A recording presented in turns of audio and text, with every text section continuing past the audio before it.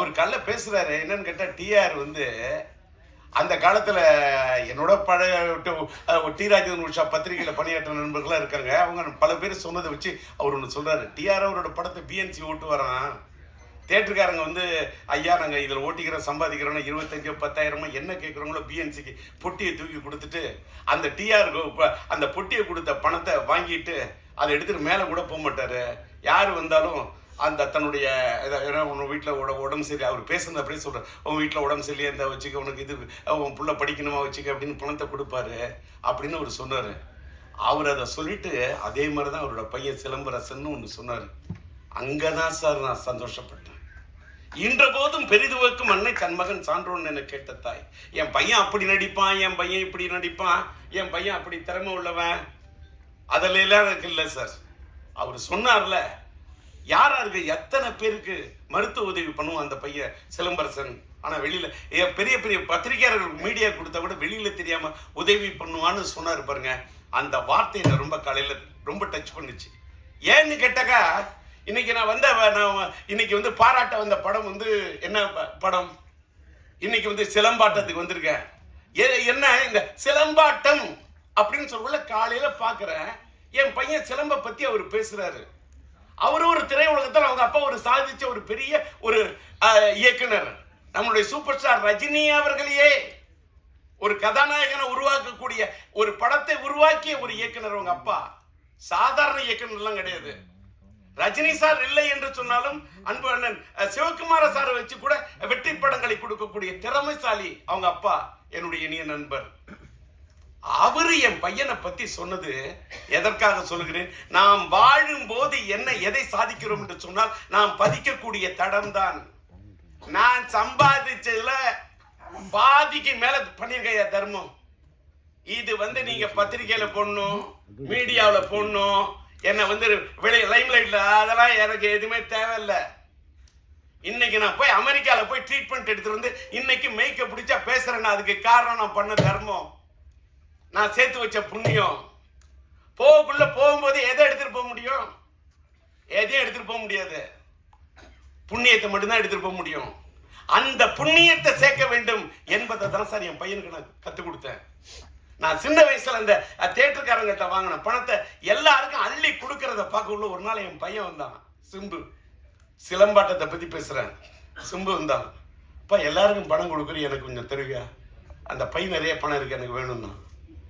எடுத்துக்கோ, உனக்கு என்ன வேணும்? சாக்லேட் வேணுமா? சாக்லேட் வேணும். சாக்லேட் வாங்க போறேன். இல்லை, நான் கொடுக்க போறேன்னு.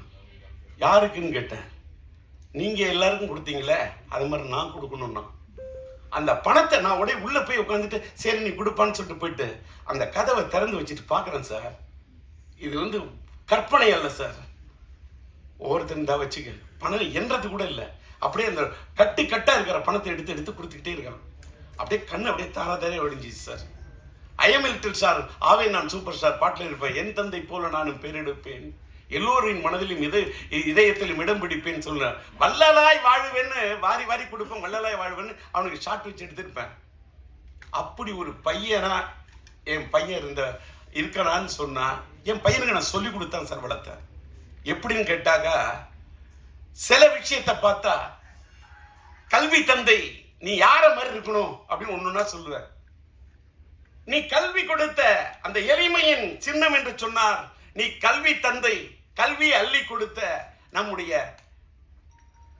யார மாதிரி இருக்கணும்? நீ இருக்க வேண்டும் காமராஜர் ஆட்டம். அதை போல கன்னி தமிழ் என்று சொன்னால் அந்த எழுதுகோலை பிடித்தால் நீ இருக்க வேண்டும் கலைஞர் ஆட்டம். அதை போல அள்ளி குடிப்பதிலே நீ இருக்க வேண்டும் மக்கள் திலகம் எம்ஜிஆர் ஆட்டம். அடுத்தவர்களுக்கு உதவி செய்வதில் நீ இருக்க வேண்டும் நம்முடைய கேப்டன் ஆட்டம். அதை போல நீ ஸ்டைல் என்று சொன்னால் அந்த நடிப்பில் இருக்க வேண்டும் சூப்பர் ஸ்டார் ரஜினி ஆட்டம். கலையான நடிப்பு என்றால் இருக்க வேண்டும் நம்முடைய கமலாட்டம். அதை போல அசால்ட்டா அலட்டிக் கொள்ளாத ஒரு மனிதராக இருக்க வேண்டும் என்று சொன்னால் நீ இருக்க வேண்டும் அஜித் ஆட்டம். அதை போல தளராத முயற்சியோடு இருக்க வேண்டும் என்று சொன்னால் நீ இருக்க வேண்டும் இளைய தளபதி விஜய் ஆட்டம். அதை போல நீ வாழ்க்கையிலே அள்ளி கொடுப்பதில் இருக்க வேண்டும் கர்ணனாட்டம். நீ வாழ வேண்டும் வள்ளலாட்டம். நீ வாழ ஆட்டம் வள்ளலார் ஆட்டம் என்று இப்படி என் பகையனுக்கு சொல்லிக் கொடுத்தேன். பல ஆட்டம் ஊரிலே நான் பார்த்ததுண்டு. பல ஆட்டம், மானாட்டம், மயிலாட்டம், குயிலாட்டம், கரகாட்டம், சிலம்பாட்டம் என்று பார்த்ததுண்டு. பல ஆட்டம் என்னாலும் ஆட முடியும். பல ஆட்டம். ஆனால் என்னால் ஆட முடியுமா என் மகன் சிலம்பாட்டம்? முடியாது.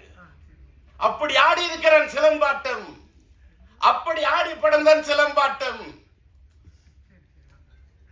அதாவது கையில கம்பு கிடைச்சா அதை வச்சுட்டு ஆடக்கூடிய ஆட்டம் அது அந்த சிலம்பாட்டம். என் கையில் கிடைத்த சிம்பு வைத்துக் கொண்டு ஆடி ஆட்டம் தான் என் வாழ்க்கையில் சிலம்பாட்டம்.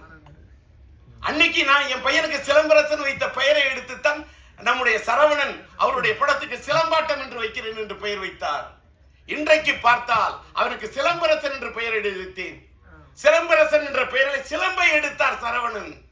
இன்றைக்கு வெற்றிப்பட இயக்குனர் வெற்றிமாறன் அவர்கள் சிலம்பரசன் என்பதிலிருந்து நம்முடைய கலைப்புலி தானி தயாரிக்கும் அந்த படத்துக்கு அரசன் என்று பெயர் வைத்திருக்கின்றார். நான் என்ன சொல்றேன், ஒரு பக்கம் அரசனாக, ஒரு பக்கம் சிலம்பாட்டம் படத்தை பிறந்த நாளிலே வெளியிட்டு ஒரு ரீரிலீஸ் வரலாற்றில் ஒரு புதிய வரலாறை படைக்க வேண்டும் என்று நினைத்த எத்திராஜுக்கு என் மனமார்ந்த நன்றி. இயக்குனர் சரவணனுக்கு என்னுடைய மனமார்ந்த நன்றி. தயாரிப்பாளர் நம்முடைய குகன் சார் அவர்களுக்கு என்னுடைய மனமார்ந்த நன்றி. எல்எம்எம் பிக்சர்ஸ் அவர்களுடைய தயாரிப்பாளர் நம்முடைய கோகுல் அவருக்கு எனக்கு மனமார்ந்த நன்றி. இந்த காலை நேரத்திலும் கூட இவ்வளவு சீக்கிரமாக நம்முடைய ராஜா அழைத்த அழைப்பை ஏற்று இந்த சிலம்பாட்டம் படத்தின் இந்த சிறப்பு காட்சியை இன்றைக்கு இந்த காட்சியை மகிமைப்படுத்திய மீடியாவை சேர்ந்த உங்கள் அத்தனை பேருக்கும் என்னுடைய நன்றி. இதுக்கு மேல எனக்கு வார்த்தையே இல்லை. எல்லாத்துக்கும் மேல உங்களை எல்லாம் பார்த்ததுல ரொம்ப மன நிறைவோட போறேன். வீட்டுக்கு புறப்பட்டு போறேன். வீட்டுக்கு போய் என் பையனோட பிறந்த தினத்துக்காக, ஏன்னு கேட்டா இதே இடத்துல இன்னும் ஒரு சில தினங்கள்ல உயிருள்ள ரட்சா படத்தை ரீரிலீஸுக்கு ஆடியோ ரிலீஸுக்கு வருவேன். அப்பயும் நான் உங்களை சந்திப்பேன். இன்னைக்கு நான் தள்ளி போறது என் பையனுக்காக தான். ஒரு வேளை நான் தள்ளி போனாலும் லேட்டானாலும் லேட்டஸ்டாக வந்துடுவேன். உயிருள்ள படத்தை டிஜிட்டலாக பண்ணியிருக்கேன். பயங்கரமாக ஒரு 38 நாள் மியூசிக்கலை ரீமிக்ஸ் பண்ணி 4K ரெசல்யூஷனில் ரொம்ப கஷ்டப்பட்டு கொண்டாடுறேன். அதுக்கு உங்களோட ஆதரவு இருக்கணும். ரசிகர்களோட ஆதரவு, உங்கள் ஆதரவு கிடைச்சாதான் ரசிகர்களோட ஆதரவு கிடைக்கும். அதற்கு இந்த மேடை இன்னைக்கு உங்களை அழைப்பதற்கு ஒரு இதாக இருக்கு. இந்த நிகழ்ச்சியை முடிச்சு நீங்கள் வீட்டுக்கு சென்று கிட்டத்தட்ட என்னுடைய பையனுடைய சிலம்பரசனுடைய பிறந்த தினத்தை ஆத்ம அறக்கட்டளையின் சார்பாகவும் அகில இந்திய எஸ்டிஆர் ரசிகர் மன்றத்தின் சார்பாகவும் என்னுடைய ஹிந்தி பிரச்சார சபா இல்லத்துக்கு அருகாமையிலே கிட்டத்தட்ட ஒரு 1000 பேருக்கு அன்னதானம் வழங்க அங்கே தான் சென்று கொண்டிருக்கின்றேன்.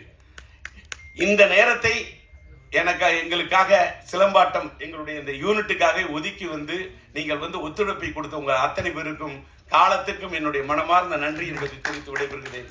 நன்றி, வணக்கம்.